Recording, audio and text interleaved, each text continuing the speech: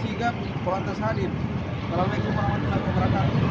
Saya Muhammad Sabullah, anggota Satuan Lalu Lintas Polres Kota Bolango, Kota Gorontalo. Pada hari ini, hari Rabu, tanggal 27 Desember 2023 pada pukul 10.05 WITA.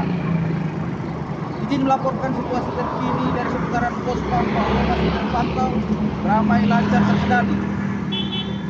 Seperti yang kita lihat di belakang saya, dari arah Kabupaten Bolango menuju Kota Gorontalo masih terpantau ramai lancar. Kendaraan didominasi roda 2, roda 3, dan roda 4. Jadi kami menghimbau kepada pengguna jalan agar selalu menjaga keselamatan saat berkendara dan mematuhi aturan lalu lintas. Demikian yang dapat saya laporkan dari Pos Pampauwo. Salam presisi, salam sigap, Polantas hadir. Assalamualaikum warahmatullahi wabarakatuh. Selamat pagi kepada